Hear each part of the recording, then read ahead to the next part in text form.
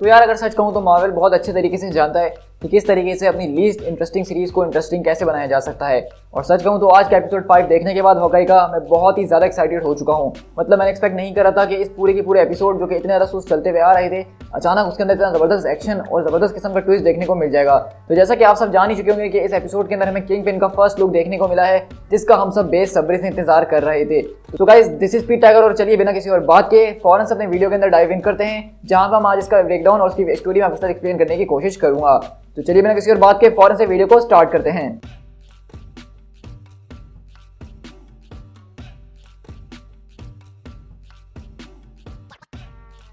देखो सबसे पहले अगर हम इसकी स्टोरी की स्टार्टिंग की बात करें तो वो बहुत ही ज़्यादा स्ट्रॉन्ग थी। मैंने नहीं सोचा था कि इस तरीके से येलेना की स्टोरी के ऊपर इतना ज़्यादा फोकस किया जाएगा, वो भी हॉकाई की सीरीज़ के अंदर। बेसिकली ये हमें तब का टाइम पीरियड दिखाई जा रहा था जब ब्लैक विडो यहाँ पे एवेंजर्स के साथ मौजूद थी, कैप्टन के साथ छुप के घूम रही थी, जब यहाँ पे सारे इन्फिनिटी वॉर के इवेंट हो रहे थे यानी 2018 के। और हमने देखा कि किस तरह येलेना जो है वो अपनी दूसरी विडोज़ के साथ मिलकर और अपनी दूसरी बहनों को जो कि इस पूरे के पूरे रेड रूम के प्रोग्राम के कब्जे के अंदर मौजूद थी, उनका माइंड वॉश जो किया गया था उसको सही करने की कोशिश कर रही थी। इसी तरह देखते हैं कि येलेना यहाँ पे जो है अपनी एक और ब्लैक विडो साथी के साथ यहाँ पे एना नाम की एक ब्लैक विडो के घर पे पहुंचती है, जहाँ पे उसको जबरदस्त तरीके से उससे मुकाबला करते हैं और उसके बाद उसका दिमाग ठिकाने पे ले आते हैं। लेकिन हमें दरअसल बात ये पता चलती है कि उस वीडियो का दरअसल ब्रेन वॉश किया ही नहीं गया था, बल्कि वो अपनी नॉर्मल लाइफ गुजार रही थी। और यहीं पे बैठ के उनके बीच काफ़ी अच्छी बातें हो रही होती है और वो बताती है कि किस तरीके से उसने ये घर बनाया, किस तरीके से वो सारे के सारे काम करती है, लोगों को मार मार के पैसा कमाती है।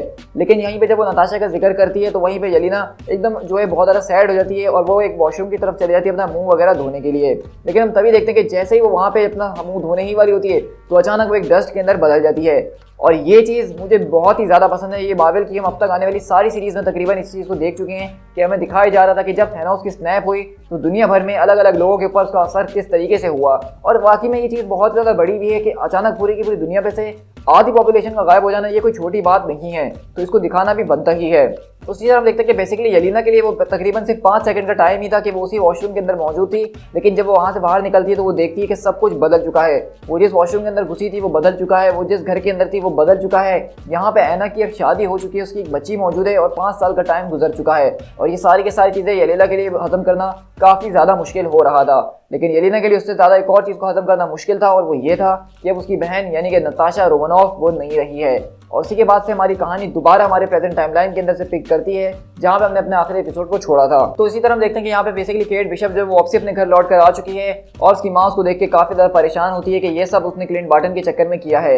लेकिन वो बताती है कि इसमें क्लिंट का कोई लेना देना नहीं है, बल्कि क्लिंट ने ही उसको उल्टा घर भेजा है और बोला है कि भाई आज के बाद तुम्हें आने की कोई ज़रूरत नहीं है, समझ में आई? यानी कि क्लिंट ने उसको सीधे तरीके से कटा दिया है। लेकिन केट इतनी आसानी से कट जाए ऐसा हो कैसे सकता है, क्योंकि वो तो शुरू से ही उसकी फैन गर्ल जो रही है। लेकिन हम देखते हैं कि ये देख के हम केट यहाँ पे ये भी बता दें कि किस तरीके से वो जैक के ऊपर सारी की सारी रिसर्च कर रहे थे और उनको स्लोगन के बारे में पता चला जो कंपनी वो चला रहा है, किस तरह से ट्रैक सूट माफिया से वो काला धन वगैरह जो अपना वाइट करने में लगा हुआ है। तो इसी तरह एलेनोर बिशप बोलती है उसकी माँ कि मैं इसके ऊपर जरूर रिसर्च करवाऊंगी अगर तुमने इसके लिए इतना सब कुछ कुर्बान किया है।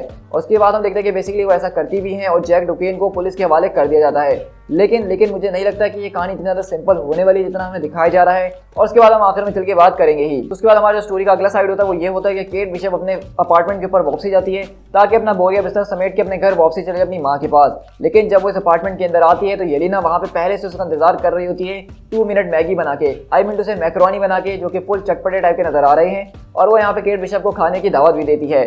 अब केट के लिए चीज़ें समझना काफ़ी ज़्यादा मुश्किल हो रहा था, क्योंकि एक औरत जिसने भी कुछ देर पहले उसको छत से फेंक दिया था और उसको मारने की कोशिश करी थी, अब वही औरत उसको बोल रही है कि आओ मेरे साथ मैक्रोनी खाओ और दोनों मजे मजे की बातें करते हैं।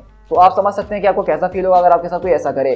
तो यहाँ पे जो पूरी की पूरी कन्वर्सेशन थी केट बिशप और येलेना के बीच में वो बहुत ही ज़्यादा औसम थी। अब अगर आपने ये एपिसोड हिंदी में देखा है तो आपने बहुत कुछ मिस कर दिया होगा, लेकिन इंग्लिश में देखने का इसका अपना ही मज़ा था। यहाँ पे येलेना का जो एक्सेंट था रशियन टाइप का, वो बहुत ही ज़बरदस्त फील दे रहा था। और एक फ्रेम में हेली स्टैनफील्ड को देखना और प्रिंस पग को देखना, ओहो हो क्या बताएं भाई, तो मज़ा आ गया इनके।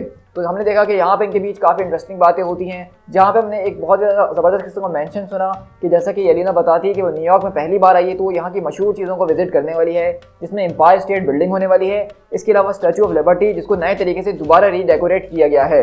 अब ये पॉइंट इंपॉर्टेंट इसीलिए है क्योंकि अगर आपने स्पाइडरमैन नो वे होम का ट्रेलर देखा होगा, amzn.to से किसने नहीं देखा, तो उसके अंदर हमने देखा कि वहाँ पे जो फाइनल बैटल हो रही है वो स्टैच्यू ऑफ लिबर्टी के ऊपर हो रही है, जहाँ पे उसको रीडेकोरेट करके कैप्टन अमेरिका की शील्ड हाथ में पकड़ाई जा रही है। तो इस बात से हम थोड़ा बहुत अंदाजा लगा सकते हैं कि ये सारे के सारे इवेंट स्पाइडरमैन नो वे होम के बाद के हो रहे हैं और इसी वजह से स्टैच्यू ऑफ लिबर्टी का जो पूरा का पूरा काम है वो कंप्लीट हो चुका है। लेकिन इसी तरह हम देखते हैं कि येलेना यहाँ पे बताने की कोशिश करती है कि वो यहाँ पे जो चाहती है कि केट बिशप उसके रास्ते में ना आए क्योंकि वो यहाँ पे क्लिंट बार्टन को मारने के लिए आई है।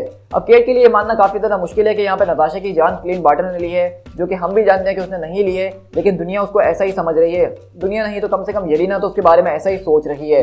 लेकिन केट यहाँ से उसको ये भी बता दी कि अगर तुम्हें जिन लोगों ने बताया है कि यहाँ पे क्लिंट ने उसकी जान ली है और क्लिंट को मारने के लिए तुम्हें यहाँ पे भेजा गया है, तो तुम्हें उन लोगों के ऊपर सवाल उठाने चाहिए, ना कि क्लिंट के ऊपर, क्योंकि क्लिंट उसका बहुत ही अच्छा दोस्त है। अब हम सब जानते हैं कि यहाँ पे येलेना को किसी और नहीं बल्कि कॉन्टेसा वैलेंटीना ने भेजा था। लेकिन इस कहानी के ऊपर हम आगे चल के बात करते हैं। अब यहीं से अगर हम अपने हॉकाई के पास शिफ्ट हो तो यहाँ पे उसकी काफ़ी बुरी हालत हो चुकी होती है, लेकिन वही वो अपने पुराने दोस्त ग्रिल्स के पास जाता है, जो कि उसको उस पूरे के पूरे लाटपर्स वाले इवेंट के अंदर मिला था, जो पुलिस वाला था। तो हम देखते हैं कि वहाँ पे बेसिकली हॉकाई अपना जो है एक रात बिताता है और अपनी वाइफ लॉरा को बता देता है कि किस तरह से चीज़ें जो है वो एक अलग ही लेवल पे जाते जा रही हैं और उसको ये सॉल्व करना ही होगा। और वो बताता है कि वो माया से मिलने के लिए जा रहा है और ये सब कुछ सॉल्व करेगा, क्योंकि अगर उसने ये सब आज नहीं करा तो कल उसकी फैमिली खतरे में पड़ सकती है, क्योंकि माया के पास क्लिंट की पूरी फैमिली इंफॉर्मेशन मौजूद है।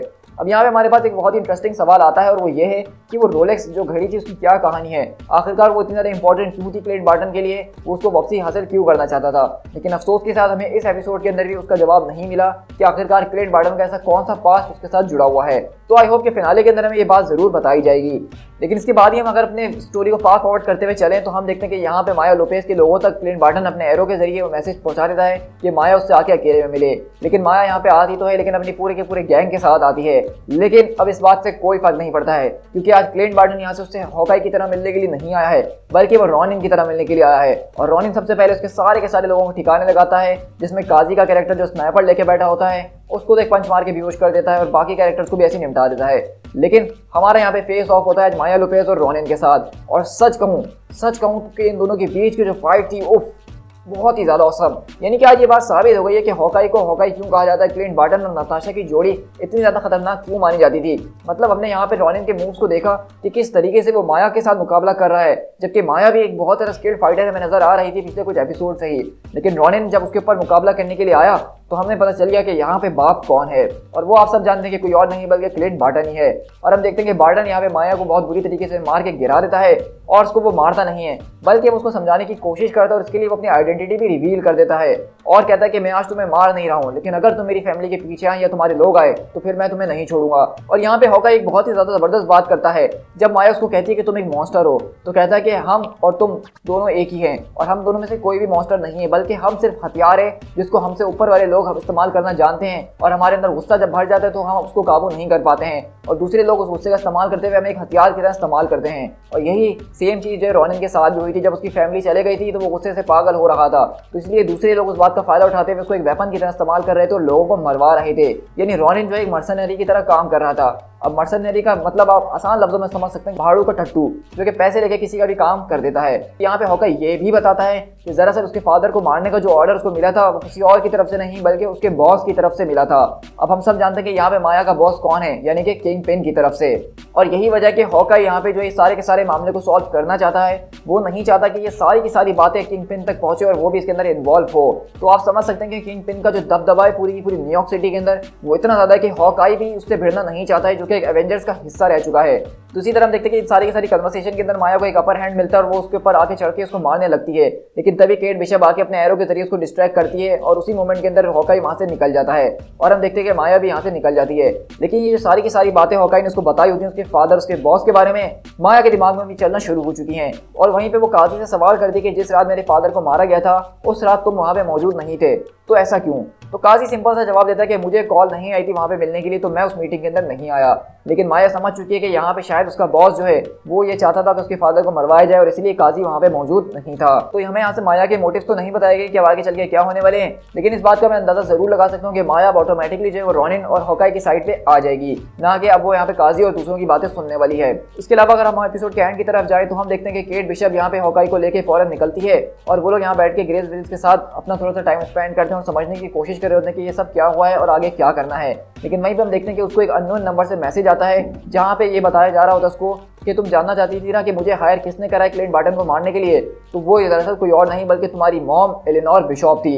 अब अगर आपको नहीं पता तो मैं आपको बता चलूं कि ऑब्वियसली ये मैसेज किसी और की तरफ से नहीं बल्कि येलेना की तरफ से आया है, जो कि बता रही है कि क्लिंट बार्टन को मारने की सुपारिश को किसी और ने नहीं बल्कि एलेनोर बिशॉप ने ही दी थी।